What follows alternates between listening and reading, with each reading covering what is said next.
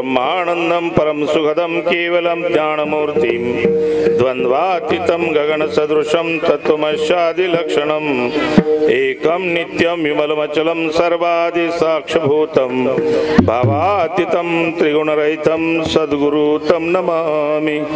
गुरुर्ब्रह्मा गुरुर्विष्णु गुरुदेव महेश्वर गुरु साक्षात् परब्रह्म तस्मै श्री गुरुवे नमः। जया संगतीने विराग झाला मनोदरीचा जडभास गेला साक्षात परमात्मा मज भेटविला विसरू कसा मी श्रीपाद पादुकांना विसरू कसा मी रामदास पादुकांना गुरु साक्षात परब्रह्म तस्मै श्री गुरुवे नमः। नमो ज्ञानेश्वर नमो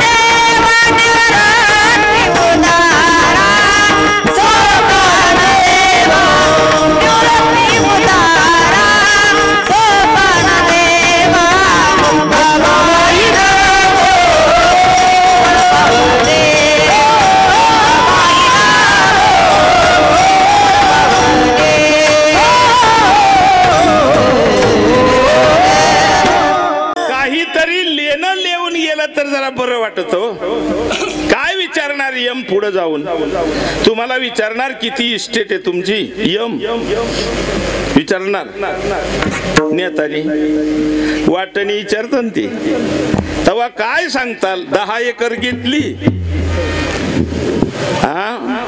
1 लाखाचं 10 लाख केलं हे सांगणार त्याला ते तसलं नाही ऐकून घेत ते काय विचारत विचारताना यम विचारतोय आणि खरं सांग जी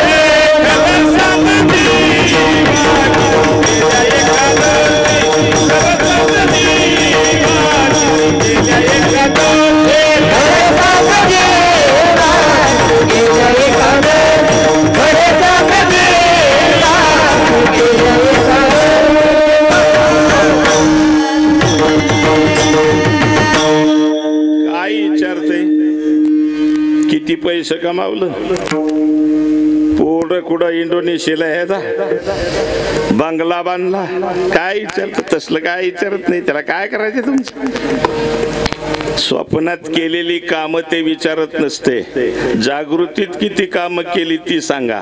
आता आपण संसार करतोय जागेपणी करतोय का झोपलेपणात करतोय आपला संसार जो चाललाय ना आता तुम्हाला जरी वाटत असलं तुम्ही जागेपणी करताय तरी तो झोपेतच आहे। स्वप्नापेक्षा जास्त किंमत तुमच्या या संसाराला नाही। कसला बी संसार करा तुम्ही 4-4 बंगलं बांधा नाही तर 25-25 एकर बागाई क्षेत्र घ्या स्वप्नापेक्षा जास्त किंमत त्याला नाही, कारण ते बी जागेपणीतलं स्वप्नच आहे. आता जे चाललंय ना आपला उद्योग, हा काय आहे? एक झोपल्यावरच स्वप्न असतं. ते किती खरं असतं? किती खरं? एक बुवा रात्रीचे झोपले, संन्याशी बुवा, आणि झोपले, त्यांना स्वप्न पडलं लग्न झाल्याचं. त्यांचं लग्न झालं झोपेतच. लक्ष देऊन ऐका बरं का, हे गड्या हो थोडक्यावालं आता. हा, क्षणभंगूर. हा, ऐका ध्यान देऊन. ऐकलं तर बरं होईल. झोपेतच स्वप्नात लग्न झालं, झोपेतच सुंदर बायको केली, झोपेतच बामणं, झोपेतच मांडव, झोपेतच सगळं. गडंगणार बी झोपेतच खात होते. कोण? नवरदेव म्हणजे बुवा संन्याशी. आणि लग्न झालं झोपेतच, पोरं झाली झोपेतच, आणि सासरवाडीला गेलं बायको पोरं घेऊन झोपेतच. जत्रेला गेलं, जत्रेला झोपतच गेलं. पोरं घेऊन यात्रेत गेलं. पोरं म्हणले लाडू खायचा बाबा, लगेच लाडू दिला पोरांना. बायको म्हणली जिलेबी खायची मला, जिलेबी बायकोला. साऱ्या जत्रेत फिरवली बायका पोरण. शेवटी बायको म्हणली मी कधी पाळण्यात बसली नाही, मला पाळण्यात बसवता का? बसले पाळण्यात. बायकून 2 पोरण. हा पाळणा झाला सुरू. पाळण्यातून पोरग सटाकलं, असं दगडाव पडलं. डोक्याच्या चिंध्या झाल्या. मोठ्याने आरडाय लागला, काय जगण्यात अर्थ आहे? डोळ्यात एकटा गेला रे गेला. छाताड बडून रडायला लागला. शिष्य पळू पळू आले. शिष्य पळू पळू आले. बाबाला जागा केला हलून. बाबा कसली पोरग मेलन, कुठं रडत आहे? अरे म्हणला पोरग दगडाव पडून. अरे तू संन्यासी आहे ना गाढवा. आणि मग असं डोळं चुळीत बघत आहे तर काहीच नाही. स्वप्ना माझी देखी जे, ते स्वप्नाची साज आपी जे, जाऊ चेवनिया पाहिजे तव काहीच नाही. अरे जाग झाल्यावर स्वप्नातलं काहीच नाही. हा, आणि आपलं हे काय चाललंय आता? हे काय? अरे हे बी एक स्वप्नच आहे.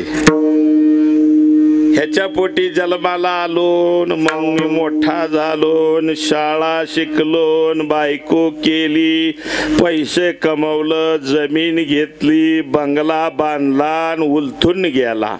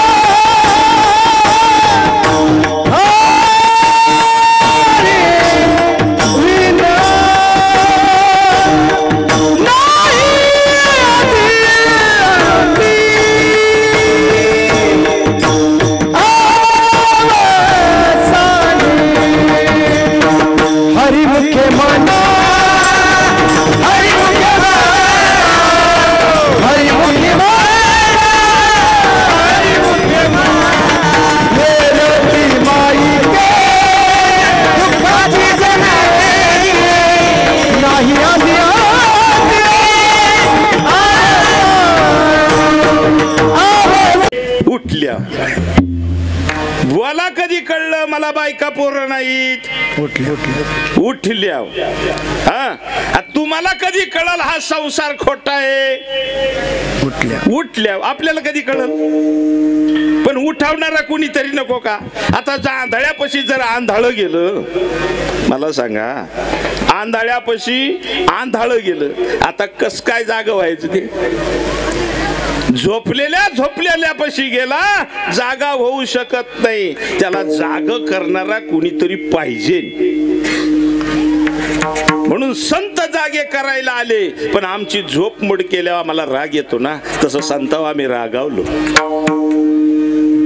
जसं एखाद्याची झोप मोड केल्यावर राग येणार ना त्याला, तसं या जागेपणीच्या झोपातून संतांनी आपल्याला जाग केलं. आपल्याला संतांचा राग आला. राग संत म्हणले ना, उठा जागे वारी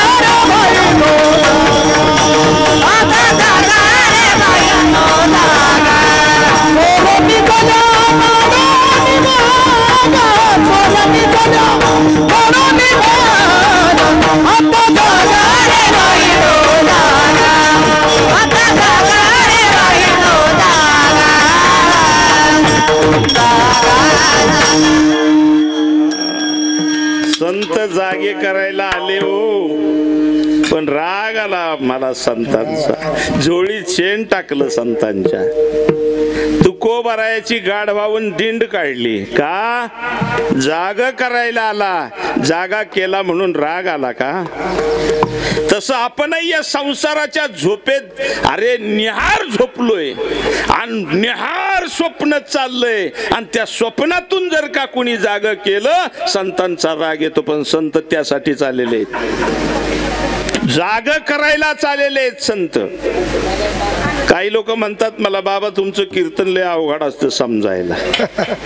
मी म्हणलं वजन वाढव, कवर राहतोच रे कुत्तांगळू. ज्याला पैलवान व्हायचे ना, त्यानं काय केलं पाहिजे, 2-2 किलोनी वजन वाढवलं पाहिजे, वेट लिफ्टिंगचं. बरोबर का? कमी केलं पाहिजे. तसं संतांच्या सभेमध्ये ऐकायचं वजन वाढवलं पाहिजे. समजत नाही म्हणजे काय? संसार बरा समजला सगळा, तिथं अगदी न बोलता सगळं केलं. आणि इथं संत जागे करायला आले, आम्हाला राग आला संतांचा. पण येऊ द्या, राग आला तर आला, जाऊ द्या. पण संत काय असं कुणा हात फिरवीत बसत नाही. सांत्वना करतात ते संत नव्हे, सांत्वना करतात तो बुवा, आणि चोट करतो काळजाला त्याला संत म्हणतात. जागा हो, कोणत्याही परिस्थितीत जागा हो, नाही तरी घेऊन जन्माला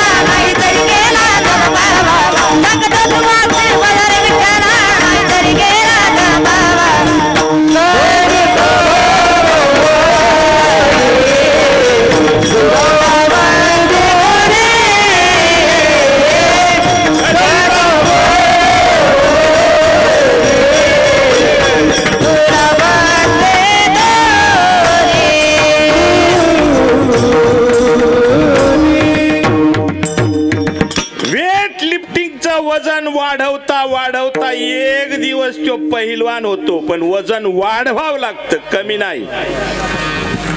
आणि तुम्ही ऐकण्याची उंची वाढवता वाढवता एक दिवस जिवंतपणी मुक्त होता, पण उंची वाढवली पाहिजे ऐकण्याची.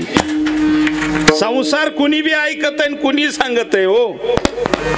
सांत्वना कुणी देत, वा वा वा तुमचा संसार एक नंबर. अरे काही उपयोग नाही त्याचा, एक नंबर कर नाही तर 2 नंबर कर. देवानी त्याच्यासाठी तुला पाठवलाच नाही. हा, देव म्हणतो तुला का संसार करायला पाठवलं का? हा, कशासाठी पाठवला लक्षात घ्या. एक वाक्य सांगतो, ध्यानात ठेवा. जर बीजाचं झाड झालं नाही, जर बीजाचं झाड झालं नाही तर दगडात आणि बियात काहीच फरक नाही. आणि जर माणसाचा देव झाला नाही या जन्मात तर माणसात आणि कुत्र्यात सुद्धा काही फरक नाही. तरी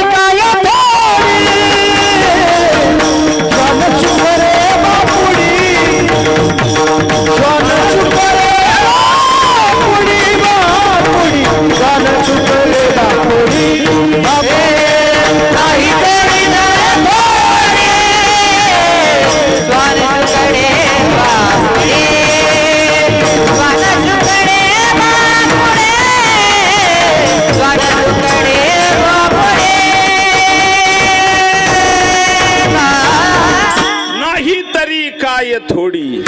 अरे श्वान सुकरे बापुडी, माणसाच्या जन्मात आला आणि बंगलं बांधीत बसला. अरे ती पाखरं सुद्धा तुमच्यापेक्षा चांगली घरं बांधतात, बघा त्यांच्याकडे जरा.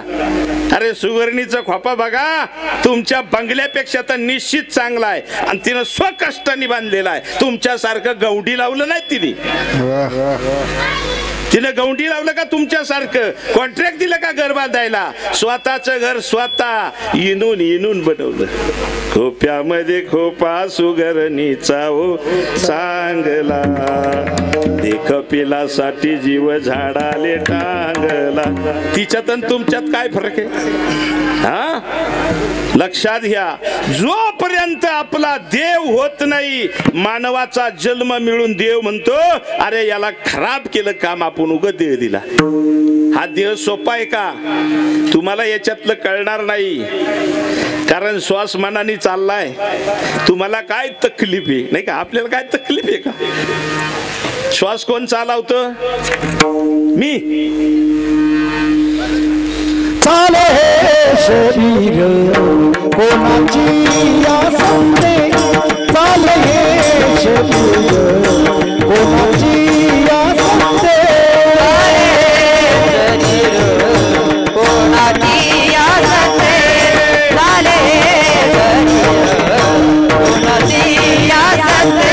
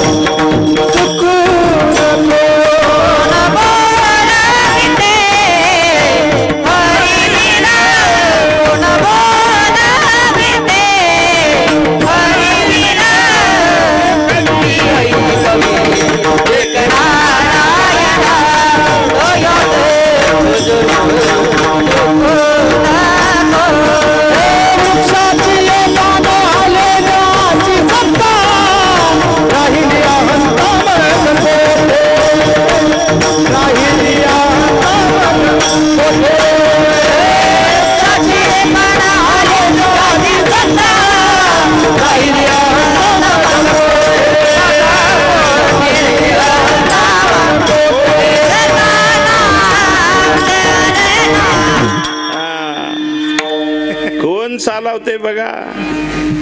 माणसाचं शरीर देवानं आपल्याला दिलं, भाड्यानं दिले. भाड्यानं कशानं दिलं का? भाडं दिलं. हा माझंच आहे म्हणायला लागला. काय म्हणायला लागला? माझंच आहे, माझंच आहे. अरे उतरल उतरल उतरल, तुझा आगाऊपणा उतरल. यम येईल तेव्हा उतरल, नाही का? आलं ध्यानामध्ये. माणसाचं शरीर कसं बनवलंय देवानं? बाहुले मनुष्य देही निज ज्ञान घातिले पायी, जेने ज्ञानेन देही विदेही पाहे पावती.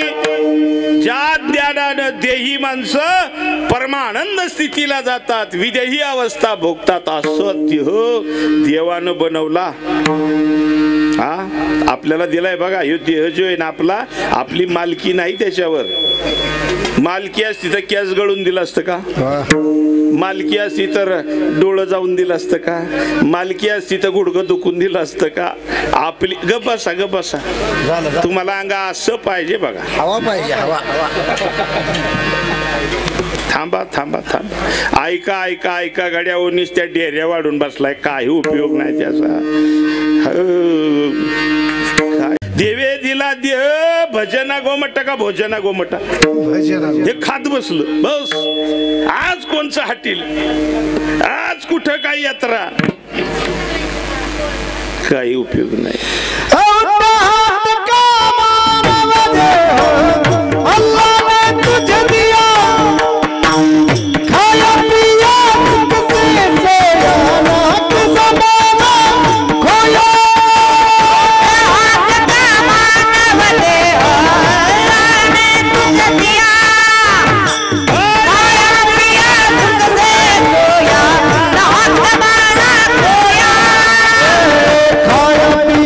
सुख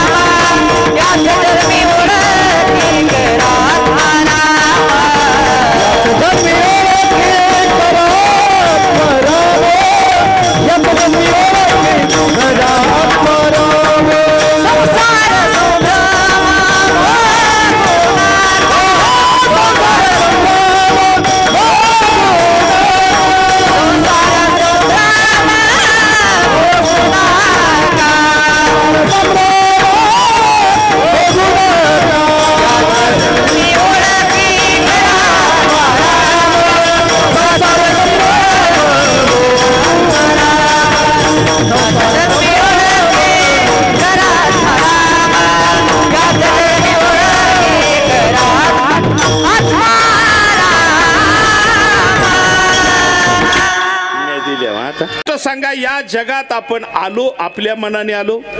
नाही. कोणत्या गावात जन्माला यायचं आपण ठरवलं? कोणत्या आईवडिलाच्या पोटी जन्माला यायचं आपण ठरवलं? नाही. कसला देह आपल्याला मिळेल आपण ठरवलं? नाही. कसली बायको आपल्याला मिळेल आपण ठरवलं? नाही. कसली पोरं आपल्याला होत्याल आपण ठरवलं? नाही. मग आपण काय ठरवलंय?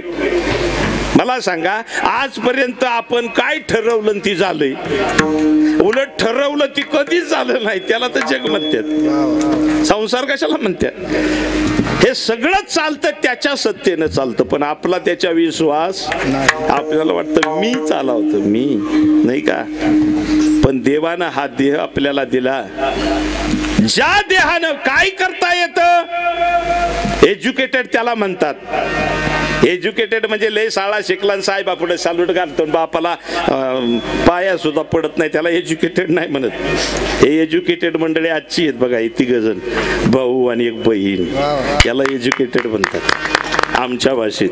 तुमच्या भाषेत एज्युकेटेड म्हणजे इंडोनेशियाला सर्व्हिसला गेलं ना, आईच्या मौतला बी नाही आलं, त्याला तुमच्या भाषेत एज्युकेटेड म्हणतात, आमच्या भाषेत नाही म्हणत. आमच्या भाषेत गावढाळ ते.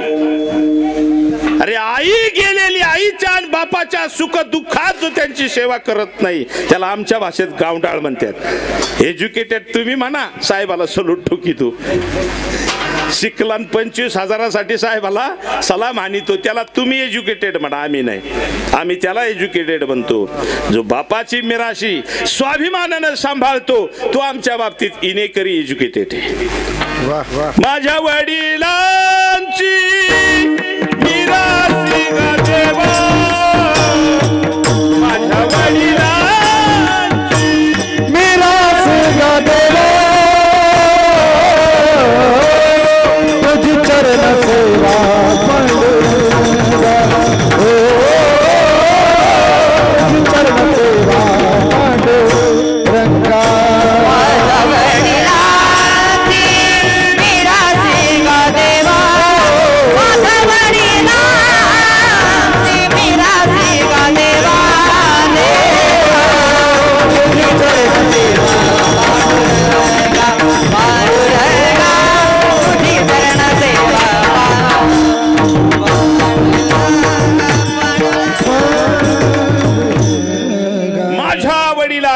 मिरासी गा देवा, तुझी चरण सेवा पांडुरंगा. त्या बापाची मिरासी जो लेख अभिमानानं गळ्यात मिरवतो तो आमच्यासाठी एज्युकेटेड आहे. तो किती शाळा शिकला ते महत्वाचं नाही. शाळा शिकून तरी काय करतात? अरे त्या साहेबा पुढे झुकतातच ना, सलाम करतात ना, त्याचे गुलाम होतातच ना, मग त्याला तुम्ही एज्युकेटेड म्हणता का?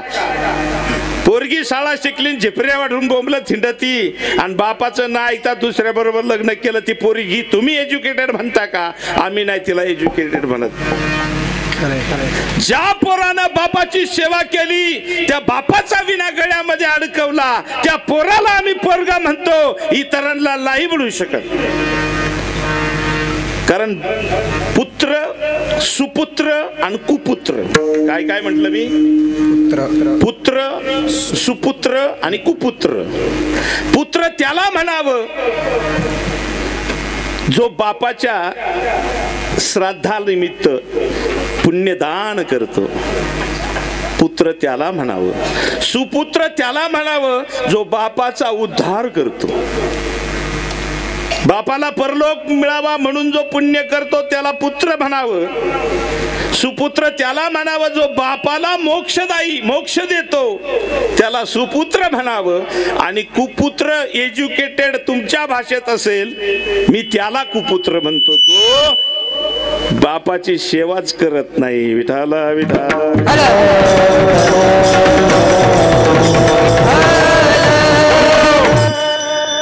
म्हणून आपण म्हणतो ना, अलंकापुरी पुण्यभूमी पवित्र, तिथे नांदतो ज्ञान राजा सुपुत्र. पात्र नाही बरं का ते, हे आपलं म्हणता म्हणता कोणी पात्र करून ठेवलंय.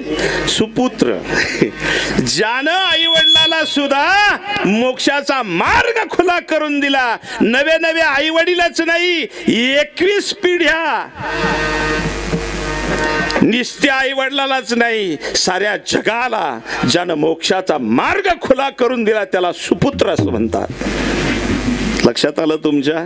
म्हणून माणसाचा देह कशासाठी दिला हे ओळखतो त्याला एज्युकेटेड म्हणायचं. कागदाच्या मागे पळायला लागलं त्याला एज्युकेटेड नाही म्हणायचं. कागद छापतं कोण? नोटा कोण छापतं? आपणच. कमवाय पळत कोण? आपणच. आणि पळून पळून मरत कोण? आपणच. याला काय एज्युकेटेड म्हणतात का राजा? हा, छापतय आपणच, कमवायसाठी पळतय आपणच, आणि पळू पळू मरतय आपणच. डोक्यात नाही घुसायचं. हे डोक्यात घुसायला लय दिवसाचं पुण्य लागतं, आई बापाचं पुण्य लागतं, स्वतःचं पुण्य लागतं. लक्षात आलं?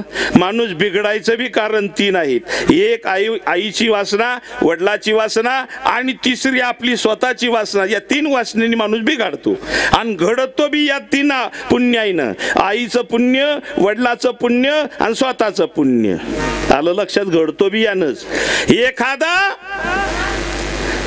भगवंताच्या भक्तीत जर जात नसेल तर समजायचं त्याच्या आईचं पाप आहे, त्याच्या बापाचं पाप आहे, आणि त्याने कित्येक जन्मी केलेलं पाप आहे. म्हणून त्याला देव आवडत नाही. आणि देव आवडायला लागला की असं समजायचं की त्याच्या आईनं पुण्य केलेलं आहे, त्याच्या बापानं पुण्य केलेलं आहे, आणि त्याचं स्वतःचंही पुण्य आहे. कोण पुण्य त्यांचं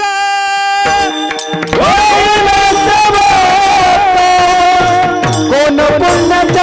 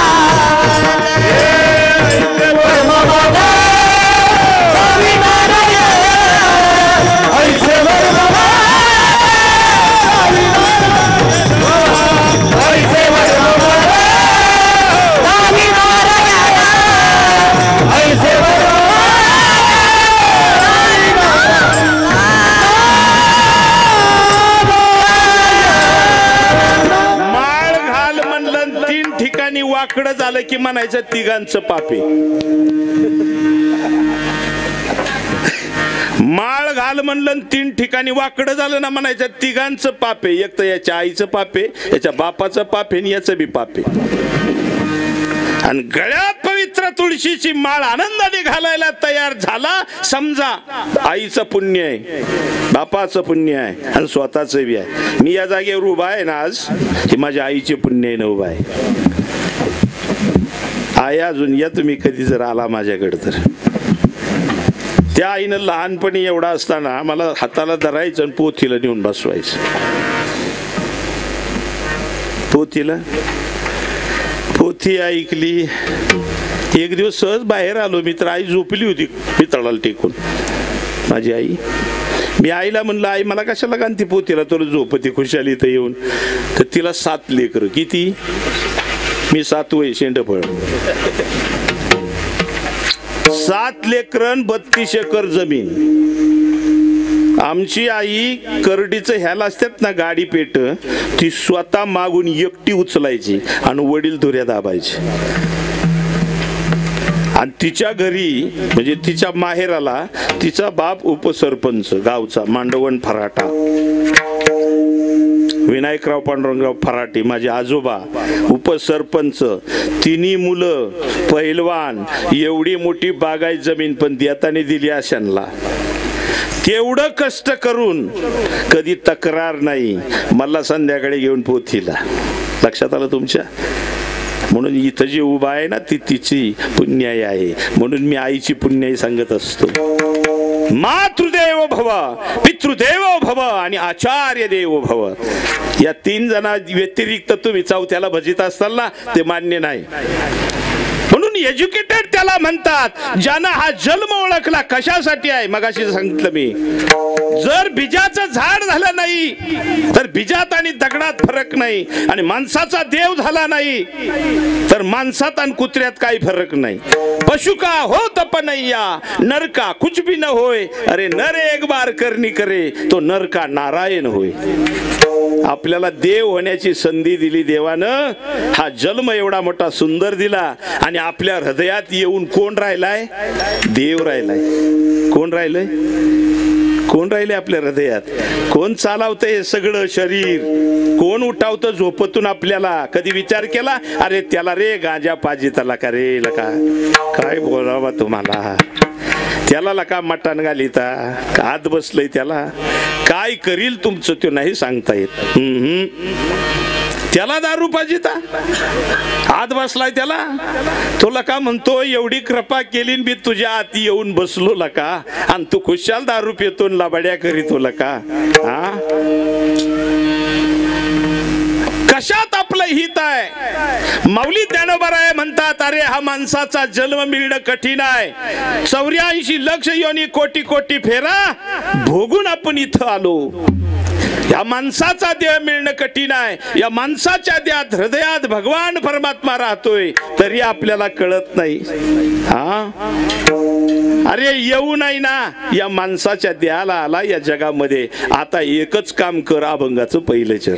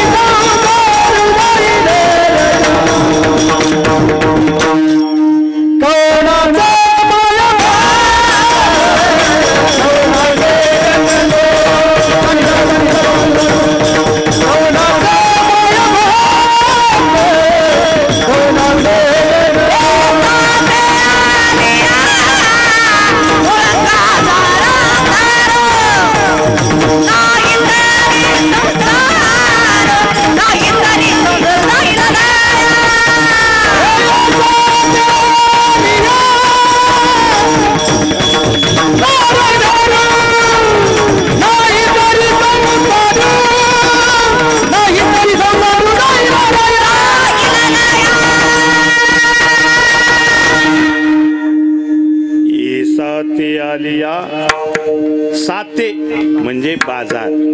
साते म्हणजे काय? बाजार.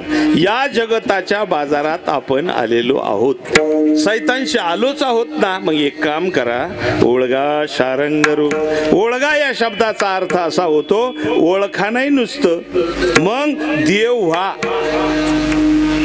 काय व्हा?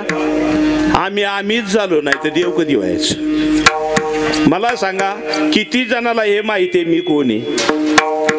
किती जणाला? तुम्ही दररोज आरशात बघताना, आरशात बघताना ते तुम्ही का? तेच तुम्ही मानता ना. मी कोण? दररोज आरशात दिसतो तो मी, बरोबर ना? पण तुम्ही म्हणजे ते नाही. मला सांगा, तुमच्या बायकोला तुम्ही ओळखता का? ओळखता का? मला वाटतं नाही ओळखत. कसं त्या दिवशी आमच्या एक जोडीदाराची बायको वारली, तेव्हा मला फोन आला पाठ की महाराज देवाने लुटलं. मला म्हणलं हा देवाने लुटलं? देव काय चोरी करायला आलता का काय रातचा? नाही बायको गेली माझी. म्हणलं येतो मी. गेलो मी तर हा छाती फोडून रडत होता जोडीदार आमचा. तर पाहुणं रावळं सगळं आलं तर मी म्हणलं बाबा आता पाहुणं रावळं आल्यात आता हो बाजूला. नाही म्हणला मी आता सोडणार. आता धरून तरी काय करतो म्हणलं बाबा सोडावं तर लागल. ते काय ऐकाना 2-3 पोरांना म्हणलं न्यारे याला तिकडं वडीत आंघोळ बिघोळ घालू द्या. मग वहिनीला आंघोळ घातली, तिरडी बांधली. पाऊस आला. पाऊस इतका की ज्याचं नव्हती इतका पाऊस. मी पोरांना म्हणलं पोरा हो तिरडी उचला आणि बंगल्यात घ्या जरा. तिरडी उचलून बंगल्यात घ्या. ती तिरडी उचलली पोरांनी बंगल्यात चालवली. ती म्हणलं भिजून देऊ नका. बंगल्यात चालवली तर हाच आडवा आला. कोण? नवरा. म्हणलं इकडे कुठं? अरे मढ इकडे कुठं? ते म्हणलं महाराज म्हणले घरात ठेवा. त्याचा स्क्रुटीला झालाय. तो पहिल्यापासूनच तसा आहे. त्याला काही कळत नाही. टाळ कुठून त्याचं डोकं कामातून गेलं. मढ जर घरात घातलं तर लागल ना आम्हाला. हा अरे मी म्हणलं दादा असं काय करतो तू? तुझी बायको आहे ना ते? बायको पाठच गेली. ही काय बायको आहे का तवा? मग घरात कुणाला ठेवली होती आजपर्यंत? कुणाला? अरे मुख कुणाचं घेत होता? बाहेरच्याच ना. आणि बायको कुठं? आत होती आत. पाठच गेली. मग पाठ गेली ती बायको का राहिली ती बायको? ओळखता का तुम्ही तुमच्या बायकोला? ओळखता? ओळखीतच नाही दा. अरे बायको आतली का बाहेरली? काय करता संसार लेका हो सगळा आंधळाच. स्वर जरा स्वर सोडू नका. आंधळा संसार ना. मी आता बायको आतली का बाहेरली? पाठ गेली ती म्हणजे आत होती ती. आपल्याला माहिती नाही. तुम्ही आतले का बाहेरले? आतले का बाहेरले? मग आतल्याची तुमची गाठ आहे का? तुमचीच गाठ आहे का? अरे तुमचीच गाठ नाही तर काय संसार करीता? हा आहे गाठ. आणि ती गाठ पाडून घेणं माझी आणि माझीच त्याला परमार्थ म्हणतात. परमार्थ म्हणजे काय? इथं पंगत घातली तेवढी तिथं पंगत घातली. वारीला गेला वाऱ्या केल्या गुडघं गेलं. तुला घातला मातीत नेऊन गंधगोळ्या उघडू बांध कोरलं. काय उपयोग त्याचा? तो का परमार्थ आहे का? परमार्थ म्हणजे काय? मी कोण आहे? त्या मीची आणि माझी गाठ पाडून घेणं याला परमार्थ म्हणतात. आणि हे शक्य तेव्हाच होतं जेव्हा सद्गुरू केला तेव्हा. सद्गुरू जर केला नाही तर तिसरा डोळा येऊ शकत नाही. मी कोण आहे आणि त्याची गाठ कशी पाडून घ्यायची कळू शकत नाही. अभंगाला 10 चाली लावता तुम्ही हो, पण तुमची गाठ पडली का हे कुणी बघायचं? हा वाऱ्या करू मरतान पण तुमची गाठ पडली का? माऊली तेच सांगतात तुझी आणि तुझी गाठ पाडून घे. तुझं जे स्वरूप आहे तोच देव आहे. काय म्हणलं मी? संतांना देव कुठं सापडला? आत का बाहेर? आत. आणि आपण देवाला जातोय कुठं? बाहेर. कधी सुतोपात जोडायचं? सगळ्या संतांना देव आत भेटला. माऊली म्हणतात तैसा हृदयामध्ये मी रामू असता सर्व सुखाचा रामू की भ्रांतीशी कामू. तैसा हृदयामध्ये. अरे तू आत आहे आणि तू बाहेर कुठं पळतो? म्हणून आता काय कर, आता वेळ वायाला घालू नको. कारण क्षणभंगुर नाही भरवस. आणि हे जर नाही कळलं तर काय होईल? हे जरी नाही काल तरी दुसरा येईल. हे जरी नाही काल तरी दुसरा येईल. काल तरी दुसरा येईल. हे जरी नाही काल तरी दुसरा येईल. शेवटी बा काळ बांधून नेल. सरत शेवटी बा काळ बांधून नेल. सरत शेवटी बा काळ बांधून नेल. सरत शेवटी बा काळ बांधून नेल. गजनाने आमचं कैवा जाईल. गजनाने आमचं कैवा जाईल. काय गजनाने आमचं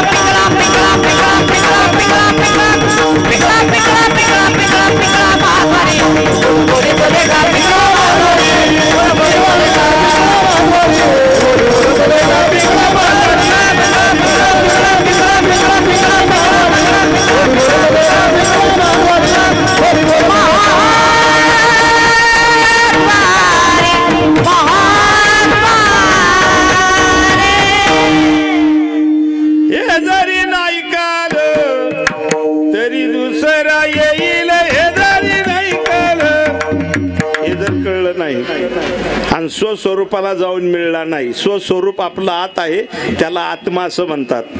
हा देह नव्हता तेव्हा बी आपण होतो. हा देह नव्हता तेव्हा बी आपण होतो. हा देह आहे तरी बी आता आपण आहोत, आणि हा देह मेला तरी बी आपण राहणारच आहोत. जर आपण राहणार नसतो तर मग दावा कोणाचा करायचा? दावा कोणाचा करीतात? ह्या वरच्याचा करीतात का आतल्याचा करीतात? वरच्याचा. वा, ते तर जळून गेलं. जळून गेलेल्याचा काय दावा? वर्ष श्राद्ध कोणाचं करीतात? वरच्याचं का आतल्याचं? की आतला आहे ना 1 वर्षांनी यम धर्माच्या दरबारात जातो म्हणून त्याचं वर्ष श्राद्ध. कुणाचं? आपलं. आपण म्हणजे कोण? आत होतो, बाहेर निघालो तीव. कळलं? तुमच्या लक्षात आलं तर बरं होईल. हा, आता तुम्हाला वाटतं विणकरी गेले, बरोबर आहे ना? आमचे विणकरी गेले. आमचे विणकरी कधी जात नाहीत, ते आज बी आहेत. लक्षात येते तुमच्या? ते आतलं कधीही मरत नाही. जे मरत नाही ते आपण आहोत, पण आपल्याला भ्रम झालाय की वरच मी. मग सांगितलं ना, बायको आतली का बाहेरली? निघून गेली ती बायको ना. मग आता आपल्याला एक दिवस निघून जायचे, ते आपण ना. मग त्याला आईबाप आहेत का? आहेत का?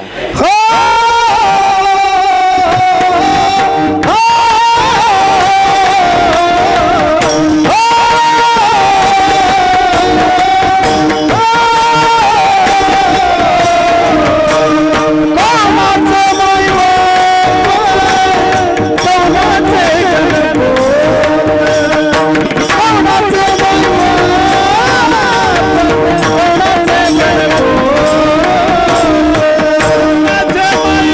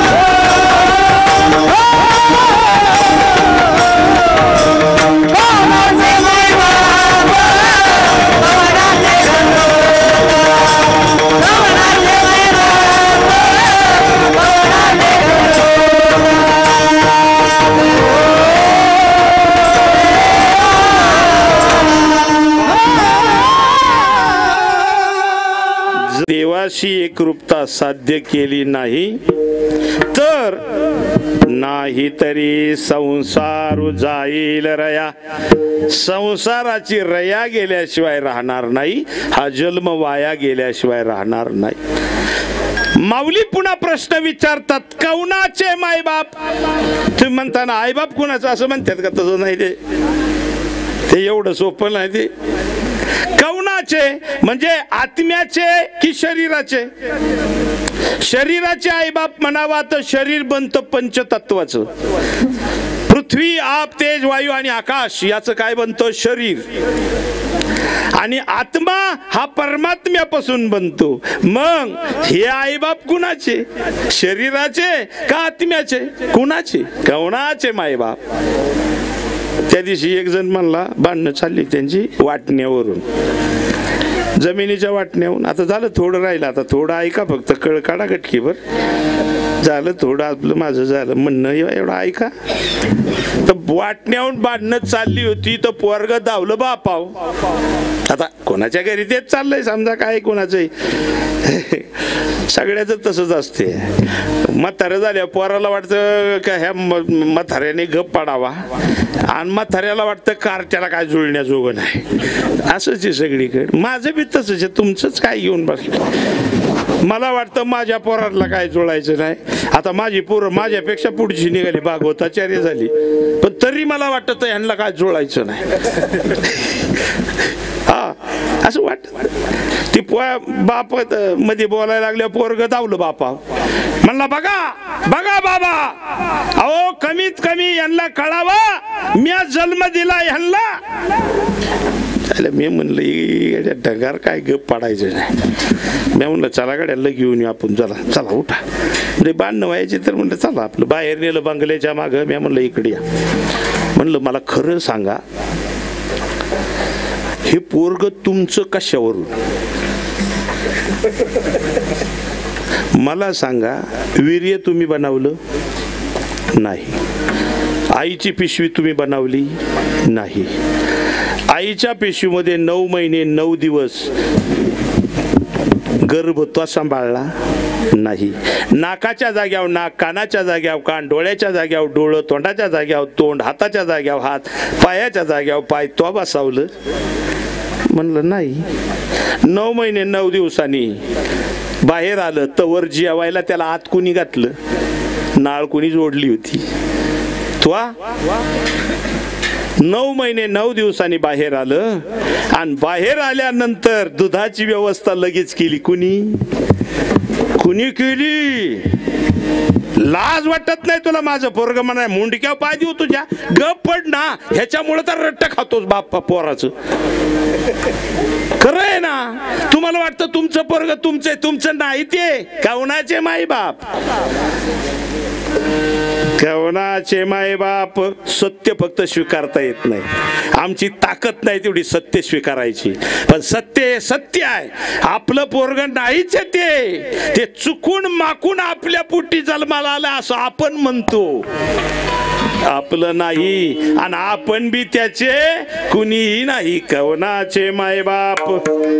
आत्म्याचे का देहाचे? देह तर पंचतत्वाचा, आत्मा तर परमात्म्याचा. मग तुमचं नेमकं काय? आई बापाचं काय इथं? कौनाचे माय बाप? कौनाचे गणगोत मृग जळवत जाईल रया. मृग जळ ते लांब कुठतरी पाण्याचा डहू दिसतो. आता डहू कोण करतं तयार? हरणाचं मन डहू तयार करतं. आणि पळत कोण? हरिण. इतकं पळत की पळून पळून मरत, पण डहू सापडत. आता मला सांगा, संसारातलं सुख तयार कोणी केलंय? आपणच. पळतय कोण? आपणच. मरणार कोण? आपणच. म्हणून माऊली सांगतात, मृग जळव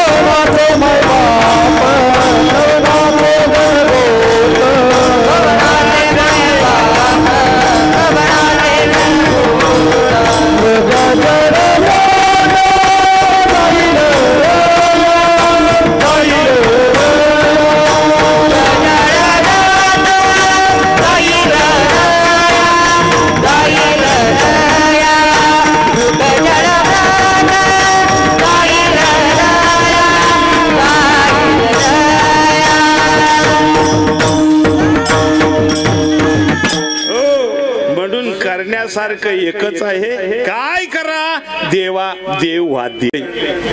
तुम्ही केलेलं एकही धाडाचं झालं नाही आणि त्यानं केलेलं एकही फेल गेलं नाही. लक्षात घ्या, सूर्य त्यानं बनवलाय, थोडा जरी अलीकडं आला तरी सगळी पृथ्वी जळून खाक होईल, पण सरकला का अलीकडं, ही त्याची करणी आहे. आपल्या करण्या सगळ्या खतरनाक आहेत. आपण जन्माला आल्यापासून जे जे केलं ते सगळं बिघडून गेलं. म्हणून आपण काहीच करू नका, आणि करायचं असेल तर एकच करा. तुम्ही म्हणता मग महाराज होईल कसं काय, मेल्या होईल ना, तू होईल का नाही होईल. कुणाला वाटतं मी मेल्यावर जगच बुडन, बोटवर करा. कुणाला वाटतं मी मेल्या पोरग उपाशी मराठ्यान, बापाची 10 एकर होती, त्यांनी 15 केली, सुट्टी दिली नाही. तुम्ही गेल्यावर काहीही राहणार नाही, म्हणून तुम्ही करण्याजोगं काहीच नाही. तुम्ही फक्त एकच काम करा, आपला तो एक देव करुणी घ्यावा, तिने विना जीवा सुख नव्हे. तुम्ही त्या देवाला फक्त आपलंसं करा, दुसरं काही करण्यासारखं नाही. आणि दुसरं जेवढं काही तुम्ही केलेलं येणारे भुशारकी हाणू नका, काही झाडाचं झालेलं नाही. तुम्ही आता 4 अंगठ्या घालून हिंडताना हे बी बांधणं लावायचंच लक्ष नाही. मेल्यावर तुम्ही, तुमच्या लक्षात येतंय का, 4 अंगठ्या घालून हिंडताना मेल्यावरती त्याच्या वाटण्यावरून बांधणं लागत आणि पोरांच्या डोक्यात दगडी घालते ना एका मेरीच्या. तुम्ही करूच नका, काही गप्प पडा. हो, करायचं तर एकच करा. आता तरी पुढे हाची उपदेश, आता तरी पुढे हाची उपदेश, नका करू नाश आयुष्याचा, नका करू नाश आयुष्याचा, सकलांच्या पाया. तुकाराम महाराज म्हणतात माझे दंडवत. काही करू नका रे, करू नका काही, संत संग धरा. आणि करायचंच असेल तर एक करा, त्या देवाशी एकरूप व्हा. देवाशी एकरूप व्हायचं कसं, याच्यासाठी भक्तियोग, ज्ञानयोग आणि कर्मयोग सांगितलेला आहे. पण कर्मयोग म्हणजे काय, आपण काहीच न करणं, देवाला करून देणं, याला कर्मयोग म्हणतात. कर्मयोग म्हणजे काय, कर्मयोग कशाला म्हणतात, आपण काहीच न करता देवाला सगळं करून देणं, याला काय म्हणायचं, कर्मयोग. भक्तियोग कशाला म्हणायचं, पाचोळ्यासारखं जीवन जगणं, वारा नेईल तिकडं पाचोळा जातो, देव नेईल तसं राहायचं, याला म्हणायचं समयाशी सादर व्हावे, देव ठेवील तैसे चिरावे, याला भक्तियोग म्हणतात. आणि शेवटचा आहे ज्ञानयोग. ज्ञानयोग म्हणजे काय, ज्ञानानं साक्षी भावाला जाणं, म्हणजेच काहीच न करणं, याला ज्ञानयोग म्हणतात. कळलं तुम्हाला. बाकी कशाच्या पाठीमागं पळू नका, विषयाच्यात बिलकुल नको, कारण विषय कसे आहेत अभंगाचं तिसरं. विषया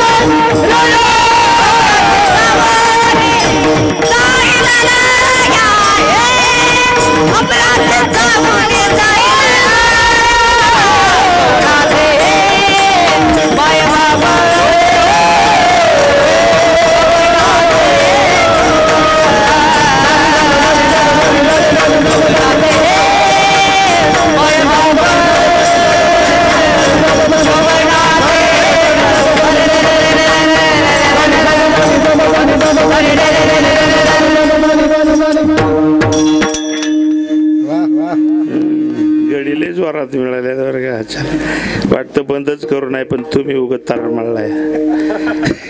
तुम्ही म्हणता ज्याला हे बुवा आहे का बिताडी कवाचं आरडत आहे. असू दे काय फरक पडतो बाबा, त्याच्यासाठी चालून तेच करायचं. आता बाकीचं तरी काय करावं नाही का. हा तर असो. विषयाचे समसुख बेगडाची बाहुली. विषयातलं सुख कसं सांगितलं, बेगडाची बाहुली वरून दिसाय चांगली आहे पण आज शेणाची येते. तसं विषय दिसाय वरून लय चांगले आहेत पण वाटुळ करून निघत्यात. 84 लक्ष योनी फिरायला लावत्यात आणि शेवटी विषयात तरी कुणाला सुख मिळालं. आभ्राची सावली. उन्हाळ्यात एखादा ढग यावा छोटासा, सूर्य त्याच्या आड जावा ना आपण म्हणू आता ह्या सावली खाली मी नाही एक झोप काढतो, निघल का. तसं ते सुख आहे. त्या सुखाच्या पाठीमागं पडू नका. मग काय करा, देव आपल्या हृदयामध्ये आहे, आतमध्ये प्रवास करा. कुठं प्रवास करा, बाहेर नको. आता बाहेर लय उद्योग केलं, तुमच्या उद्योगाने कोणाचं धडाचं झालं तुम्हाला वाटत फक्त. आणि मी सरपंच होता गावचा आणि मी याव केलं आणि मी त्याव केलं. सगळ्यांना काय वाटतं ते विचार कधीतरी. नाही तर त्याच्या बेतडाच्या आड जाडून तडून बस, मग ती काय बोलतय ना मग तुला कळन. ते म्हणे हे आराम खरला ना चपलही छान आहे पाहिजे.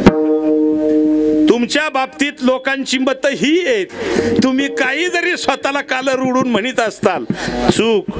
ते स्वतः काही भ्रम करून घेऊ नका डोक्यात. काही धडाचं करता येत नाही. हा होणार बी नाही. आलं लक्षात. तुम्हाला वाटलं 4 एकर घेतली भांडणच लावली, बाकी काही केलं नाही. तो 10 तोडं घेऊन ठेवलं बँकेत. काय केलं त्यांनी, भांडणच. दुसरं काय. जायचं असेल आपल्या मुलांना एकच द्या. माझ्या विनकरी बाबांनी काय दिलं, संस्कार. काय दिलं त्यांनी बघा, विचार करा ना. काय आयुष्यभर विना सांभाळला आणि तोच विना मुलाच्या गळ्यात आज शोभून दिसतोय बघा. हे द्या ना. अरे पैसे कशाला कमावता, तो काय उपाशी मरणार आहे का तुम्ही नाही कमावल्यावर. मला बी तसंच वाटत होतं पण तसं नाही बाबा. पोरांनी 3 गाड्या घेतल्या. बसाय किती गाड्या आहेत, 3. मला एक घ्यावाली नाही, त्यांनी 3 गाड्या घेतल्या. तुम्ही चिंता करू नका बाकीची. तुम्ही फक्त एकच काम करा, आतला प्रवास सुरू करा. मरायच्या आत पोचा. हा देह सोडायच्या आत स्वस्वरूपाची प्राप्ती करून घ्या. बाकी काही करू नका. कुठं तीर्थयात्रेला गाडू नका. हे मी तुम्हाला स्पष्ट सांगतो. नाही तर बुवानी काढली ट्रिप की निघालात पैसे भरून. पोराचं पैसे घ्यायचं आणि ट्रिपला भरायचं. पोराला वाटतं बाप जातोय तीर्थयात्रेला म्हणजे मला पुण्य होतं. कायचं पुण्य होतंय डोंबल्याचं. आता गंगात बुटकुळी हाणून कुणाला पुण्य होईल. तिथं बिंडकुळ्या कमी आहेत का. एक जण मला म्हणला गंगेत आंघोळ केली ना पापच नाहीच होतं. म्हणजे म्हणलं कराय मोकळा का पुन्हा आल्यावर. हा आणि जर पाप नाहीच होत असतं गंगेत बुटकुळ्या हाणून तर बिंडकुळ्या काच्या उदाहरण नसते गेल्या का. काही नाटक करू नका. मनाच्याच मार्गाने जाऊ नका आणि त्याला परमार्थ म्हणू नका. मनोमार्गे गेला तो तेथेची मुकला. मग कुणाच्या मार्गाने जा, संताच्या मार्गाने. तेनेची पंथे चालू जाता न पडे गुंता कोठे काही. सद्गुरूला शरण जा. पहिली गोष्ट गुरु करा. आंधळ्यापणाने जीवन जगू नका. सद्गुरु करा. सद्गुरूची शरणागती पत्करा आणि आतल्या त्या स्वस्वरूपाशी तादात्म्य पावा. तेव्हाच आनंद मिळेल, सुख मिळेल, समाधान मिळेल. झाले समाधान तुमचे देखील या चरण. आता उठावेशे म्हणा येत नाही. आतल्याच्या ठिकाणी बरं का. तिथं ये आनंद, तिथं ये सुख, तिथं ये समाधान. म्हणून काय करा, करू नका काही. संत संग धरा. संताच्या मार्गाने जा. बाकी काही करू नका एवढी विनंती करतो. आणि असे संत आपल्या जीवनामध्ये यावेत. आपल्याला स्वस्वरूपाची प्राप्ती व्हावी. आपलं जन्मभरण इथं संपून जावं. जिवंतपणे मुक्ती मिळावी याच्यासाठी संत भेटले पाहिजेत. आणि संत भेटतात देवाच्या कृपेने आणि देव भेटतो संताच्या कृपेने. आलं लक्षात. देव भेटतो संताच्या कृपेने आणि संत भेटतात देवाच्या कृपेने. म्हणून एकदा सगळ्यांनी हात उंच करा आणि देवाचं भजन करा. विठोबा